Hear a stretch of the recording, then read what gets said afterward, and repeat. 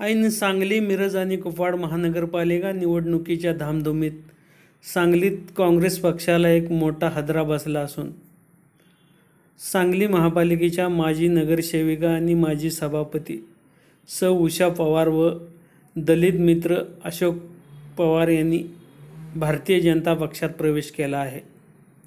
यामुळे काँग्रेसच्या गोटात एकच खळबळ उडाली असून मतदानाला अवघे 2 दिवस राहिले असताना काँग्रेस पक्षाला हा झटका बसल्याने चिंतेचे वातावरण निर्माण झाले आहे. भाजप नेते आणि सामाजिक न्याय राज्यमंत्री दिलीपराव कांबळे आणि भाजप नेते बाबा देसाई, राज्य सरचिटणीस नीता केळकर व अन्य मान्यवर नेत्यांच्या उपस्थितीत सौ उषा पवार व अशोक पवार यांनी भारतीय जनता पक्षात प्रवेश केला आहे. पवार दाम्पत्याच्या या पक्षप्रवेशामुळे काँग्रेस पक्षाला ऐन निवडणुकीत विश्रामबाग परिसरातून मोठा दणका बसल्याचे मानण्यात येत आहे.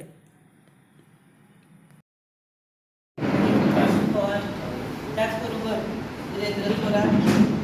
साहेब आणि जमलेले माझे बंधनी, आज पक्षप्रवेश करण्याचं कारणच माझ्या मिस्टरांनी आता तुम्हाला सांगितलं की ज्या पक्षात एकनिष्ठ राहून आज 36 ते 40 वर्ष मी काम करते, पण त्या पक्षात मी आज बॅनर करता, पॉम्पलेट छापता, एकही मागासवर्गीयाचा त्या फोटो किंवा एकही मागासवर्गीयाचा त्या कार्यकर्त्याचा कुठेही उल्लेख केला जातो.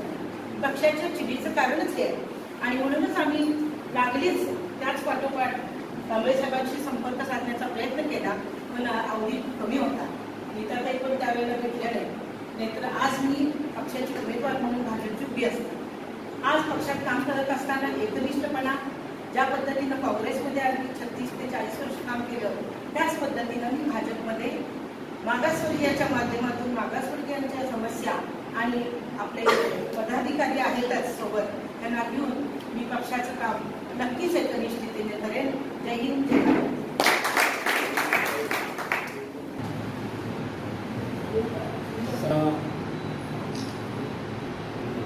गुणाची कुलकर्णी, नीताताई केळकर, प्रदेशाचे आमचे अनुसूचित जाती मोर्चाचे अध्यक्ष, माझे सहकारी मित्र सुभाषजी पारधी, बाबा देसाई, निरंजनजी थोरात, नाना कांबळे आणि ज्यांनी आज भारतीय जनता पार्टीमध्ये प्रवेश केला त्या आमच्या पवारताई अशोकरावजी पवार, त्यांचे चिरंजीव स्वप्नील पवार. मी सर्वप्रथम ताई आपलं भारतीय जनता पार्टीमध्ये स्वागत करतो. खरं तर त्या अधिवेशनाच्या काळामध्ये नीट जमून आलं नाही अशोकराव, नाहीतर एबी फॉर्म तुम्हाला नक्की दिला असता आणि अधिवेशन जरी चालू असलं तरी काळीगिरी साहेब या निवडणुकीमुळे इकडे होते, पण उशिरा का होईना आज आपला पक्षात प्रवेश होत आहे. आणि वास्तविक पाहता अशोकराव तुम्ही ती भावनाही व्यक्त केलेली आहे, हे खरं आहे, पुन्हा मी रिपीट करत नाही.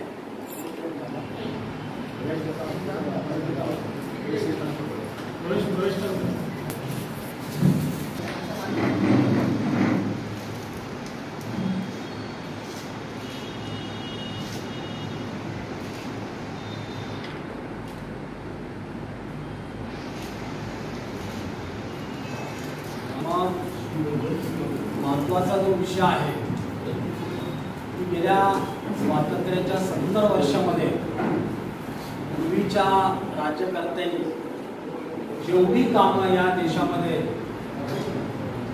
माननीय पंतप्रधान नरेंद्रभाई मोदी साहेब असतील, महाराष्ट्राचे माननीय मुख्यमंत्री देवेंद्रजी फडणवीस साहेब असतील, खऱ्या अर्थाने या देशामध्ये गेल्या 4 वर्षात मागासवर्गीय, गोरगरीब, दलित समाजाला न्याय देण्याची भूमिका केंद्रात आणि राज्यात दोन्ही सरकारने मिळून घेतलेली आहे. 70 वर्षात जेवढ्या योजना या राज्यामध्ये झाल्या नाही तेवढ्यात गेल्या 4 वर्षात आपण योजना या राज्यातल्या मागासवर्गीय आणि दलित समाजासाठी आणली. म्हणून अशोकराव तुमचं आणि ताईंचं पक्षामध्ये मी स्वागत करतो. आणि खरं तर गेली अनेक वर्ष तुमच्या आणि ताईंची मैत्री आहे. तुम्ही दोघी मला वाटतं एकत्र सभागृहातही होता. त्यामुळे तुमचा योग्य तो मान सन्मान या ठिकाणी नक्की राखला जाईल आणि भविष्य काळामध्ये खूप चांगली संधी पक्षात असेल किंवा अन्यही आपल्याला नक्की दिली जाईल एवढं मी आपल्याला खात्रीने सांगतो. कारण गेल्या अनेक वर्षापासून आशाभावांचे माझे संबंध आहे. पक्ष कुठलाही वेगवेगळा जरी आमचा दोघांचा होता तरी सांगलीत आल्यानंतर त्यांच्या घरी जाणं, चहा पिणं किंवा एखाद्या जेवणं हे मी बाबा तुम्हाला माहिती गेले अनेक वर्ष आपण हे टाळलं नाही करतो. आणि परवा योगायोगाने मी त्यांना सांगितलं मी सांगलीत येतोय. ते म्हणजे मी येतो भेटायला ना सकाळी भेटायलाही आले होते. पण हा योग काही त्यांनी मला सांगितला नाही. मला वाटतं म्हणजे घरी चहाला या. चांगली गोष्ट आहे. आज तुम्ही पक्षात प्रवेश केला तुमचं पुन्हा एकदा स्वागत. आणि मी जे सांगितलं त्याप्रमाणे की इतका योग्य तो मान सन्मान त्या पक्षात नक्की राखला जाईल एवढं सांगतो आणि माझी गोष्टी संपवतो. जय हिंद, जय महाराष्ट्र, जय. बेल आयकॉनवर क्लिक करा आणि पहा ताज्या घडामोड्या. आमचं YouTube चॅनल सबस्क्राईब करा.